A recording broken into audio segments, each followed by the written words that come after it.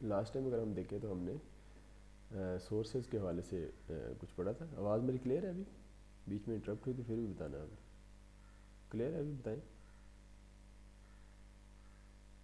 Yes sir, आ रही है आवाज़, अच्छा, सही अब आ हम रही। देखें इसमें सर क्लियर आ रही है। डिस्क्राइब सोर्सेज में देखें अगर तो लास्ट टाइम हमने एसी डीसी सोर्सेज देखे थे, आइडियल वर्सेस प्रैक्टिकल, फिर उसके बाद बैटरी और सोलर को एज अ सोर्स देखा था। फिर हमने बैटरी और solar panel series panel connection की थोड़ी सी एक्टिविटी की थी, और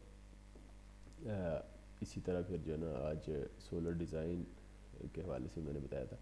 तो ये आपका क्वेश्चन असाइनमेंट वन है एक। ये मैं असाइनमेंट वन को इधर नीचे डिटेल से उसके क्वेश्चन डिफाइन कर दूंगा। तो keep visiting on this website, website पे करूँगा, आपको अनाउंस ग्रुप में नहीं होगा, ठीक है? तो आप इस वेबसाइट पे चेक कर लीजिएगा असाइनमेंट वन। और इसी तरह जो लेक्चर आज का है फाइव, उसमें है जो हमारे ऑब्जेक्टिव्स हैं। सोर्सेज वाला तो लास्ट टाइम किया था, इसको कंक्लूड करेंगे, और फिर किरचॉफ्स लॉ और पावर फैक्टर, ये दो टारगेट हैं आज हमारे। और इन दो टारगेट्स में से एक क्वेश्चन इसमें से होगा, दो क्वेश्चन किरचॉफ लॉ से और एक पावर फैक्टर से। तो ये मैं इसके लिए आपको बुक भी रिकमेंड कर दूंगा, और उस बुक को मैं इधर मेंशन भी कर दूंगा लेक्चर फाइव के नीचे। तो असाइनमेंट वन और टू जो है ना नेक्स्ट टाइम आप इसको जो है ना वो सारे इकट्ठे कंबाइन किसी एक को सबमिट कर दीजिएगा और मुझे भी दे दीजिएगा। तो इस पर आपने ये करना है कि ये इस वेबसाइट पे आपने चेक कर लेना है जो भी क्वेश्चन होंगे असाइनमेंट्स के। तो आज सबसे पहले तो आप देखें तो ये सीरीज़ पैरेलल करेक्शन की एक्टिविटी हमने पहले भी लास्ट टाइम भी की थी।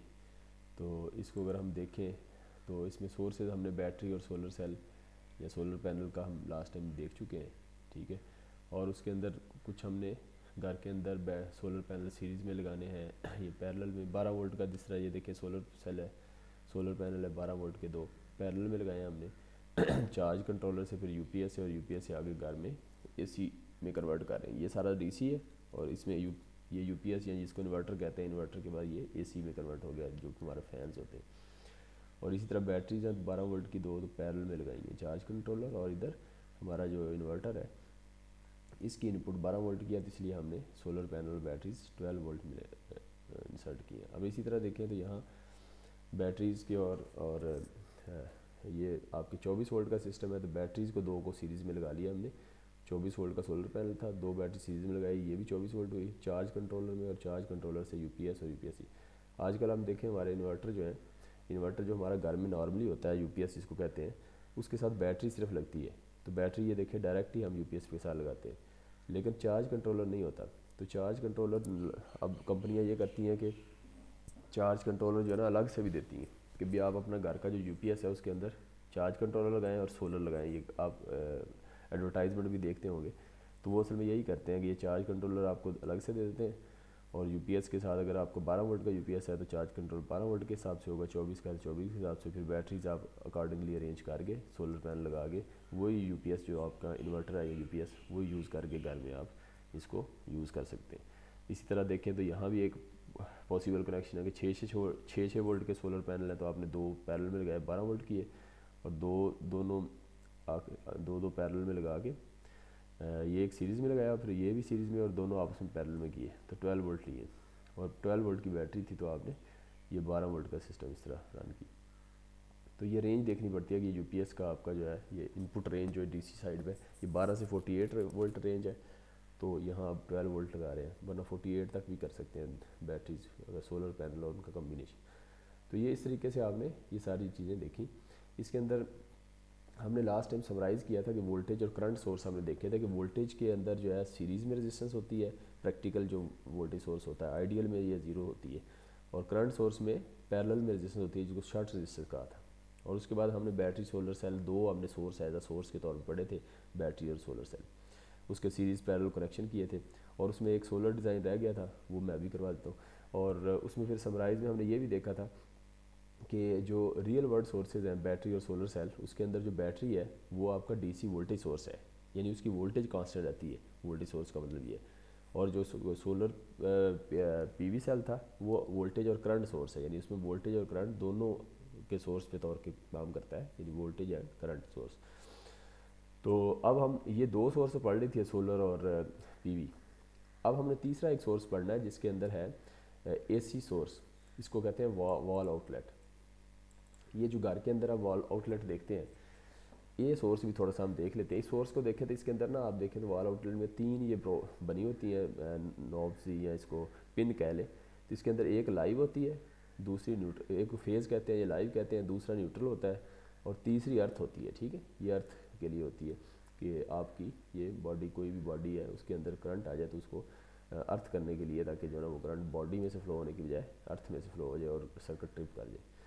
तो अब हम देखें इसके अंदर न्यूट्रल और लाइव ये दोनों तो हम लोड के साथ लगाते हैं, और ये अर्थ जो है आपकी बॉडी की जो इक्विपमेंट होता है, जो भी आयरन है, इस्त्री है, जिस तरह इस्त्री में आजकल देखें ज़्यादातर केसेस होते हैं कि शॉर्ट हो गए, डेथ हो जाती है, तो करंट चूँकि बॉडी से फ्लो हो जाता है, तो वही करंट अगर आपने ये अर्थ की वायर लगाई होगी उसमें इस्त्री के साथ, आयरन के साथ, तो वो फिर वो जैसे ही वो शॉर्ट होगी, यानी शॉर्ट का यही मतलब होता है कि लाइव वायर बॉडी के साथ टच हो जाती है।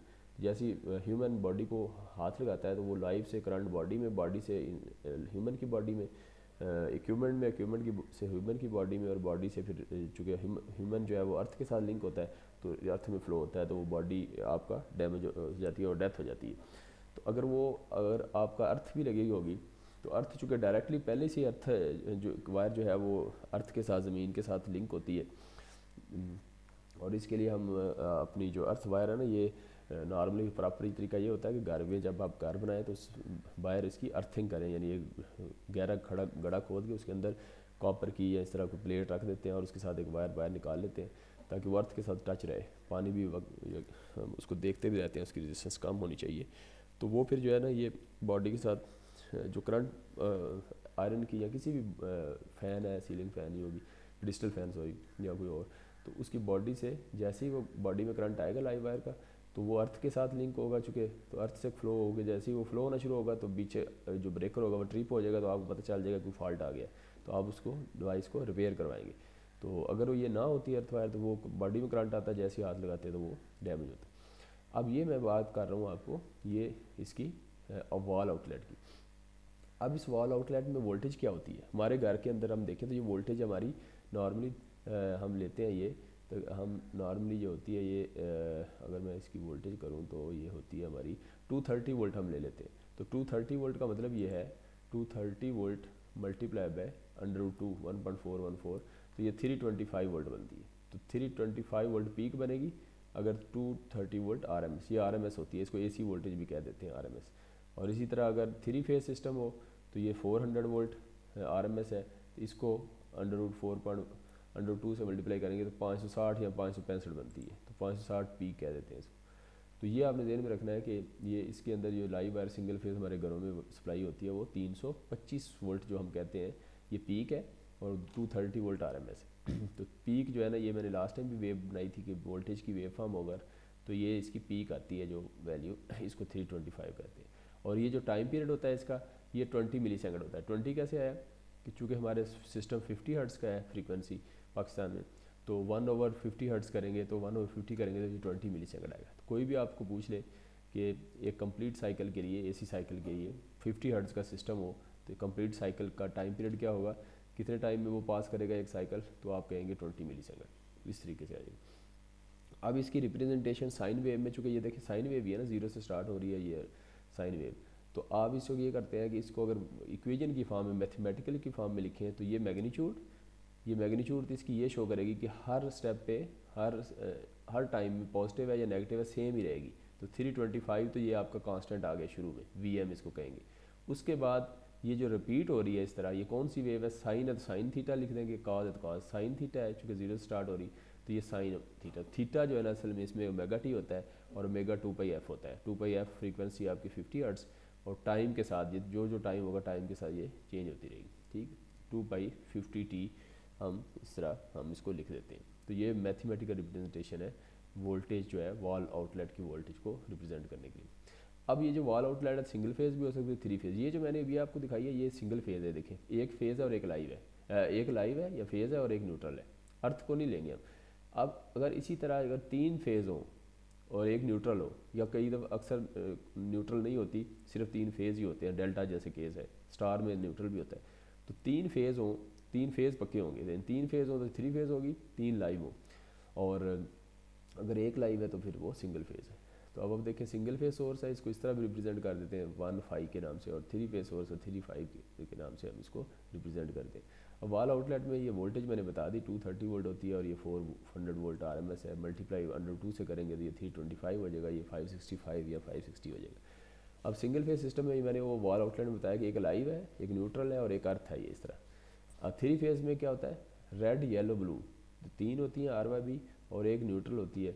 अगर न्यूट्रल डिपेंड करता है कि आपकी यानी स्टार कनेक्शन होगा तो या वाई उसको कहते हैं कनेक्शन, तो न्यूट्रल होगी। अगर डेल्टा कनेक्शन है तो फिर वो सिर्फ RYB होगी। तो ये अब आपका, अब वोल्टेज अगर आपने चेक करनी है रेड से न्यूट्रल के दरमियान चेक करनी है तो इसको VRN कह देंगे, वाई से एन के दरमियान। तो इसी तरह आप देखें घर के अंदर, घर से हमारे घरों के बाहर जो ट्रांसफार्मर लगे होते हैं वो 3 फेज़ होते हैं। अब उनमें लोड हम कैसे लगाते हैं, चूँकि घरों में तो सिंगल फेज़ लोड होता है, तो हम क्या करते हैं कि कुछ घरों का लोड R और N पे लगा देते हैं, कुछ का Y और N पे, कुछ का B और N पे। कैसे, मतलब बैलेंस करने के लिए कि अगर 10 घर रेड पे लगाए हैं, रेड और न्यूट्रल है, तो दूसरे 10 घर जो है वाई और न्यूट्रल, ताकि बैलेंस भी रहे।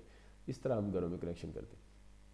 अब 3 फेज़ वोल्टेज वेव फॉर्म में अगर आप देखें तो ये वेव फॉर्म है, ये देखें VRN, ये यानी ये जो 3 वेव फॉर्म थी VRN, रेड वोल्टेज ये 0 से स्टार्ट हो रही है साइन, और दूसरी जो YN होगी वो आपकी 120 डिग्री फेज़ शिफ्ट से शुरू होगी, यानी इसका स्टार्ट 120 से होगा, ये 120 पे 0 आएगी क्रॉसिंग, इसकी 0 पे 0 क्रॉसिंग है, इसकी 120 पे होगी, और अगला फेज़ जो है उसका 240 पे 0 क्रॉसिंग होगी। इस तरह ये चलेगा। इनके दरमियान आपस में जो डिफरेंस है वो 120 डिग्री का होगा। ये तीनों फेज़ जो होते हैं, अगर 3 फेज़ की सप्लाई ले तो इनके दरमियान देखें तो ये 120 डिग्री का आपको रेड और उसके दरमियान, और ये आपको नज़र आ रहा है 3 फेज़। तो इनकी हम रिलेशन लिखना है, कैसे लिखेंगे, वही रिलेशन जो पहले बताया 325 साइन ओमेगा टी था। ये पहली वेव तो चूँकि साइन की 0 से स्टार्ट हो रही है, इसको एज अ रेफरेंस लेंगे। उसके बाद बाकी जो दो हैं वो आपकी चूँकि 120 डिग्री पे है, पहले से 120 डिग्री है, तो पहला रिलेशन लिखें और उसमें -120 डिग्री करें तो ये दूसरी वेव फॉर्म आ जाएगी, और माइनस पहले से तो 240 डिग्री डिफरेंस है, तो -240 करेंगे तो ये ब्लू आ जाएगी। तो इस तरीके से ये मैथमेटिकल रिलेशन आप लिख सकते हैं। अब इसकी फेज़ वोल्टेज और लाइन वोल्टेज, अब देखें इसमें दो चीज़ें होती है फेज़ वोल्टेज। अब ये जो मैंने बताया ना कि रेड से न्यूट्रल, ये आपकी फेज़ वोल्टेज है, यानी एक फेज़ और एक न्यूट्रल के दरमियान जो वोल्टेज होगी वो फेज़ होगी। इस तरह वाई और न्यूट्रल के दरमियान दूसरी फेज़ वोल्टेज, बी और ब्लू और न्यूट्रल के दरमियान एक तीसरे फेज़ के और न्यूट्रल के दरमियान जो वोल्टेज है वो फेज़, यानी फेज़ और न्यूट्रल के दरमियान वोल्टेज फेज़ वोल्टेज होती है, और फेज़ टू फेज़ वोल्टेज यानी दो फेज़ के दरमियान, ये आर और वाई के दरमियान, वाई और बी के दरमियान, और आर और बी के दरमियान, ये जो वोल्टेजेस होंगी तीन, ये आपकी लाइन वोल्टेज होंगी। ठीक है, तो लाइन वोल्टेज और एक फेज़ वोल्टेज, 3 फेज़ वोल्टेज आएंगी और 3 लाइन। ठीक है, तो अब आप देखें तो इसमें फेज़ वोल्टेज आपकी VRN, VYN, VBN न्यूट्रल के साथ, और लाइन वोल्टेज है। तो इनका दरमियान में आपका लाइन वोल्टेज और फेज़ वोल्टेज का जो रिलेशन होता है वो क्या होता है, बाय द फैक्टर ऑफ 1 या √3। ये कैसे डिपेंड करेगा, अगर तो स्टार कनेक्शन है, ये देखें ये स्टार कनेक्शन होगा तो लाइन वोल्टेज √3 टाइम्स फेज़ होगी, लाइन वोल्टेज ज़्यादा होगी। देखिए लाइन, दो लाइन ले अगर रेड और वाई, तो इसके दरमियान दो फेज़ आ रहे हैं, एक R टू N आ रहा है और Y टू N आ रहा है, दो फेज़ का वेक्टर सम है ये। तो वेक्टर सम जब हम इसको मैथमेटिकल एक्सप्रेशन में ऐड करते हैं तो ये √3 आता है। तो लाइन वोल्टेज Y के केस में √3 V फेज़ होगी, और इसमें डेल्टा में देखें तो ये फैक्टर 1 आएगा, यानी लाइन वोल्टेज और फेज़ वोल्टेज सेम होगी आपकी, क्योंकि इसमें न्यूट्रल नहीं है, आपको नज़र आ रहा है। अच्छा 3 फेज़, ये जो मैंने पहले बनाई ना ये वाले रिलेशन, ये फेज़ अगर आपने बनाना है, चूँकि आगे इसको यूज़ होगा 3 फेज़ फ़ौरन आपको बनाना पड़ेगा इधर इसमें, तो उसमें यह है कि ये आसान तरीका इसका बनाने का ये है कि आप इस तरह ये ट्राइंगल लें, इसके ऊपर से इस तरह सर्कल से इसको कनेक्ट कर दें, नीचे से भी इस तरह सर्कल से कनेक्ट कर दें, सर कनेक्ट करें, और ये देखें लाइन लगाएं, तो ये आपका इसमें से ये पहली रेड कर दें, 0 से स्टार्ट हुई, दूसरी जो है वो आपकी वायर येलो हो जाएगी, तीसरी ये हो जाएगी। इस तरह ये देखें आपने, इस तरह ये वेफा बड़ी आसानी से आप बना सकते हैं, क्योंकि ये यूज़ होगी। तो आज का सोर्सेज का टॉपिक कंप्लीट हुआ कि हमने क्या किया, सबसे पहले हमने ये देखा कि आपका, सबसे पहले हमने ये देखा कि आपका सोर्सेज में सोलर और बैटरी लास्ट टाइम देखा था, और आज हमने सोर्सेज में से टॉपिक हमने देख लिया जो कि क्या नाम है, ये था वॉल आउटलेट का। तो 3 सोर्स हमने स्टडी किए, ठीक है। और अब इसमें मैं एक चीज़ और दिखाऊं, सोलर डिज़ाइन का जो एक टॉपिक लास्ट टाइम रहता था, अभी आज का स्टार्ट करने से पहले आज जो पहला टॉपिक सोर्सेज का है उसको हम देख रहे हैं अभी। तो अब आप देखें इसके अंदर तो ये आपका इसको ये देखिए आपका ग्रिड कनेक्टेड सोलर सिस्टम है, घर के अंदर एक सोलर लगा हुआ है सिस्टम, आपने वो डिज़ाइन करना है तो कैसे करेंगे। ये आपकी रेडिएशन होती है वॉट पर मीटर स्क्वायर, यानी जो सूरज से ज़मीन पे रेडिएशन पड़ती है ना 1 मीटर स्क्वायर एरिया में, ये हर कंट्री की डिफरेंट होती है। जैसे पाकिस्तान की तकरीबन 1000-1200 होती है, तो country to country region to region depend करता है। तो ये 1000 वाट पर मीटर स्क्वायर, ठीक। अब इसको डिज़ाइन करना है तो इसमें किया है कि आपने सोलर की एफिशिएंसी, आपको अगर क्वेश्चन इसमें से एक क्वेश्चन आपको आएगा, ठीक है, तो आपने क्वेश्चन कैसे करना है ये मैं वो बता रहा हूँ। तो अगर इसमें से कोई चीज़ ना वाट पर मीटर स्क्वायर ना दी हो तो वो आपने 1000 ले लेनी है, ज्यूम कर लेनी है। सोलर की एफिशिएंसी अगर आपको बताई हुई है कि 20% है, तो 20 का मतलब क्या हुआ, 1000 का 20 निकालें कितना आएगा, 200 वाट पर मीटर स्क्वायर आ जाएगा, ठीक है। तो इसका मतलब 1000 वाट सूरज से सन से हमें रोशनी मिली, वाट पर मीटर स्क्वायर एनर्जी, ये इसको रेडिएशन कहते हैं, रेडिएशन रेडियंस। तो उससे हमने चूँकि सोलर की एफिशिएंसी 20% थी, तो वो 20% इसको आगे यूज़फुल कर सकता है, बाकी सारी ज़ाया हो जाएगी। तो 1000 का 20% 200 वाट पर मीटर स्क्वायर आ गया। उसके बाद आपके अंदर केबल आती है, तो केबल की एफिशिएंसी 98% है, तो 2% लॉस उसमें हो जाएगा। तो 200 का 98% जो है वो 196 रह जाएगा पीछे, ठीक है। अब 98, उसके बाद इन्वर्टर यूज़ होता है, मैंने दिखाया ना आपको पीछे कि यहाँ इन्वर्टर भी यूज़ होता है, केबल है और उसके बाद इन्वर्टर है। जिस तरह ये देखें, ये डायग्राम में दिखा रहा था, ये जिस तरह ये सोलर है, तो सोलर के बाद देखिए ये सोलर की एफिशिएंसी, फिर ये केबल की एफिशिएंसी, फिर केबल के बाद ये इन्वर्टर है, इन्वर्टर की एफिशिएंसी। तो ये जो इन्वर्टर की एफिशिएंसी है, ये अगर आप देखें तो ये 95% है। तो फिर इसका मतलब 196 का भी 95% रह गया, 5% मजीद लॉस हो गया। तो 196 का 6%, ये निकालने का तरीका यह है कि 196 का 196 का 95% मल्टीप्लाई 0.95 कर दें, तो ये 186.2 आ गया, ठीक है। इस तरह ये सारा निकाल लेंगे। तो अब आखिर में आपको जो मिलेगी इन्वर्टर के बाद, जो हमने सोर्स को देनी है और ये जो आपका ये फैंस है इनको सप्लाई देनी है, वो आपकी यही बची है, ये 186.2 वाट, ये याद रखनी है, 186.2 वाट मीटर स्क्वायर। अब नेक्स्ट चलते हैं, ये हमने ये देख लिया पहले। उसके बाद अब सिस्टम की एफिशिएंसी क्या होगी, यानी पूरा सिस्टम जो है आपका, या कोई पूछ ले आपसे कि सिस्टम की एफिशिएंसी, ये भी क्वेश्चन में आ सकता है कि सिस्टम की एफिशिएंसी निकालें, आपको ये पैरामीटर दिए होंगे, तो एफिशिएंसी कैसे निकालेंगे। अब आपने करना ये है कि आपने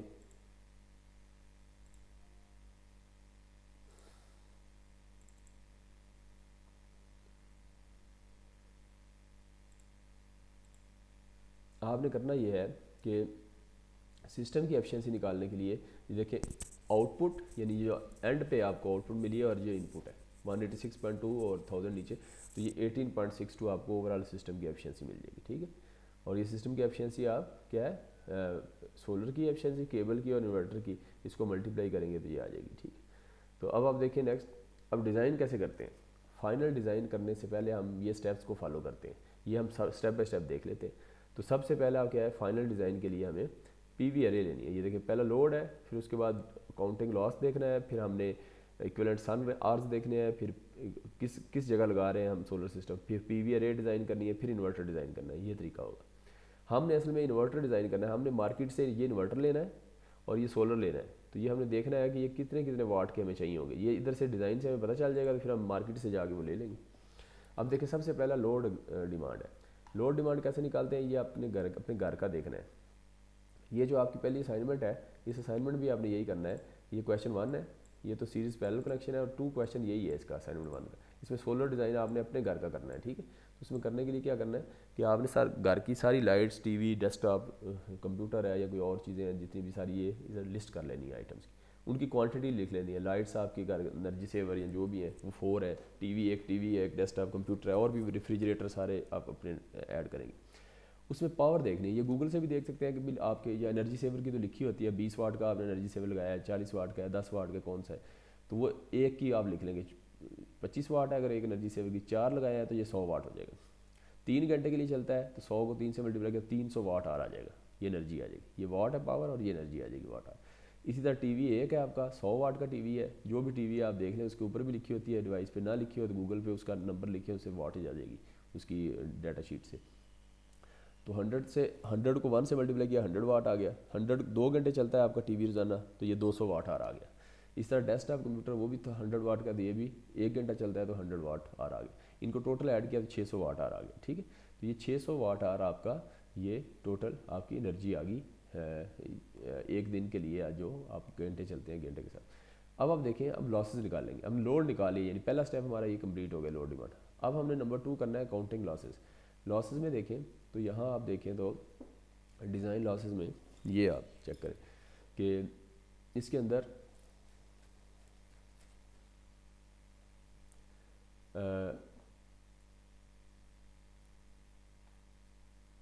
लॉसेस में देखें तो ये आपका सोल पीवी अरे है, और उसके बाद केबल का लॉस 98%, इन्वर्टर का 95%, ठीक है, और डिस्ट्रीब्यूशन में 600 वाट। अब हमें चाहिए 600 वाट आर, जो हमने यहाँ निकालना है, ये देखें 600 वाट आर, ठीक है, 600 वाट आर। तो ये निकालना है हमने 600 वाट आर काउंटर ऑप्शन, ये 600 वाट आर, तो ये निकालना है हमने। तो ये हमें चाहिए, यानी ये हमें लोड पे चाहिए ये वाला। तो अब हमें सोलर सिस्टम कौन सा लगाना पड़ेगा, ये हम कैलकुलेट करते हैं उससे। अब देख 600 वाट आ रहा है, तो आपको पता है कि ये इन्वर्टर की एफिशिएंसी 95% है, केबल की एफिशिएंसी 98 है। तो इन दोनों को आप डिवाइड कर दें नीचे 600 वाट से, तो ये 644.5 वाट आर आ जाएगा आपका सोलर, यानी आपका सोलर पैनल जो है ना वो 644.5 वाट आर के होने चाहिए सारे, ठीक है। तो यानी ये दोनों एफिशिएंसी 0.98, 0.95, 600 से डिवाइड किया तो ये आ गया। अब जब ये आ गया तो आप देखें इक्विवेलेंट आर्स। अब तीसरा स्टेप है इक्विवेलेंट आर, कि सन के इक्विवेलेंट आर क्या है। अब इक्विवेलेंट आर नॉर्मली हम 4.5 आवर पर डे लेते हैं, कि यानी इस टाइम में सोलर कम्प्लीटली रहता है, मतलब इसको हम 10 से 2 बजे के दरमियान भी ले लेते हैं, या 10 से 2:30 बजे के दरमियान, या इस तरह मतलब ये टाइम डिपेंड करता है हर कंट्री टू कंट्री और रीजन टू रीजन कंट्री के अंदर। तो 4.5 आवर पर डे हमने ले लिए, ये आप अपने रीजन का निकाल सकते हैं, वरना ये 4.5 आवर पर डे ले सकते हैं। तो ये लिया। अब आप देखें तो अब हमने निकालना है कि सोलर, हमारा सोलर पैनल कितने वाट का होगा, ये हमने अब निकालना है। निकालने के लिए हमने सबसे पहले किया कि मार्केट से एक सोलर पैनल लिया जो हमारे मार्केट में अवेलेबल है। फॉर एग्जांपल वो 100 वाट का सोलर पैनल अवेलेबल है, वो हमने लिया, उसकी 16 मैक्सिमम वोल्टेज थी, वी मैक्स, जो हमने लास्ट टाइम भी देखी थी वो मैक्सिमम वोल्टेज, और ये मैक्सिमम करंट है, ये ओपन सर्किट वोल्टेज है और शॉर्ट सर्किट करंट है। ये 4 पैरामीटर लास्ट टाइम मैंने दिखाए थे, और 5वां भी था कि यानी मैक्सिमम वोल्टेज और मैक्सिमम करंट से मैक्सिमम पावर आती। तो ये 100 वाट का हम फॉर एग्जांपल हमारी मार्केट में अवेलेबल था 100 वाट का सोलर पैनल। तो अब हम क्या करेंगे, 100 वाट का एक सोलर पैनल लिया, अब हमने देखना है कितने पैनल हमारे लगेंगे। अब आप देखें कि ये आपका, ये हमने वो निकाला है 644.5 वाट आर हम निकाल चुके हैं, divide by 4.5 hour per day हमारी सोलर सन अवेलेबल है। तो इसको जब डिवाइड किया तो मिनिमम वाट हमारी आई है 143.2 वाट। अब हमने चूँकि 100 वाट का पैनल सेलेक्ट किया है, तो 143 आई है, तो हम एक सोलर पैनल तो नहीं लगा सकते, तो हमें फिर 2 पैनल लगाने पड़ेंगे। तो 143 पर 100 करेंगे तो ये 1.4 आ रहा था, इसका में 2 पैनल आपको सोलर पैनल यूज़ करने पड़ेंगे। अब देखें 2 सोलर पैनल यूज़ किए। अब हमने ये देखना है कि सोलर पैनल हम पैरेलल में लगाएं या सीरीज़ में। अब देखें अगर आप सोलर पैनल पैरेलल में लगाते हैं तो आपको पता है कि पैरेलल में करंट डबल हो जाता है। तो ये देखिए करंट इसका क्या है, 7 एम्पेयर है ये, तो ये डबल हो जाएगा, 14 एम्पेयर हो जाएगा, ठीक है, शॉर्ट सर्किट। और अगर हम सीरीज़ में लगाते हैं तो सीरीज़ में वोल्टेज ऐड हो जाती है। तो वोल्टेज इसकी कितनी है, ये देखिए 20 वोल्ट है, तो 20 वोल्ट है तो डबल करेंगे 40 वोल्ट हो जाएगा। अब हमने देखना है कि पैरेलल और सीरीज़ में हम क्या कम्बिनेशन रहेगा, इसके लिए हमें इन्वर्टर देखना पड़ेगा। अब इन्वर्टर देखेंगे मार्केट से कि 100 वाट का एक इन्वर्टर है, ठीक है। हमारे पैनल 100 वाट के 2 हैं, यानी 100 वाट का एक है तो 2 पैनल है, तो मल्टीप्लाई किया 200 वाट। तो अब हमारी रेटिंग ये बनती है कि इन्वर्टर हम ऐसा ख़रीदें जिसकी रेटिंग 200 वाट या इससे ज़्यादा हो। अब हमने एक इन्वर्टर लिया जिसकी वाटेज 200 से ज़्यादा, हमें 300 वाट का मार्केट से मिल गया, 300 वाट का, और उसकी 50 वोल्ट थी और 8 एम्पेयर था, ठीक है। अब यहाँ से हमें पता चलेगा कि इन्वर्टर के साथ 50 वोल्ट है और 8 एम्पेयर है। अब हम सोलर पैनल सीरीज़ में लगा सकते हैं पैरेलल में, कोई बताए मुझे। देखिए अगर हम तो पैरेलल में लगाते हैं तो पैरेलल में करंट 14 एम्पेयर था, 14 एम्पेयर, तो ये 14 एम्पेयर तो ये इन्वर्टर अफोर्ड ही नहीं कर सकता। ये देखिए इसका करंट ही 8 एम्पेयर है, तो हम पैनल जो है वो पैरेलल में नहीं लगा सकते। सीरीज़ में लगाएंगे तो 40 वोल्ट है, करंट वही 7 एम्पेयर रहेगा, तो 40 वोल्ट, तो ये 50 वोल्ट का आपका इन्वर्टर है। इसका मतलब ये इन्वर्टर ठीक रहेगा आपका अगर सीरीज़ में आप 2 सोलर पैनल यूज़ करते हैं।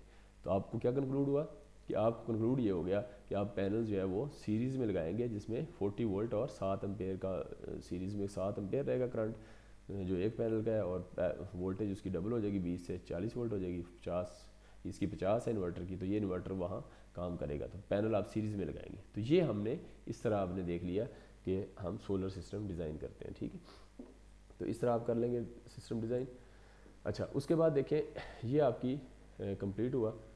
तो अब हम ये सोर्सेज के हवाले से हमने देख लिया और सोलर डिज़ाइन का देख लिया, ठीक।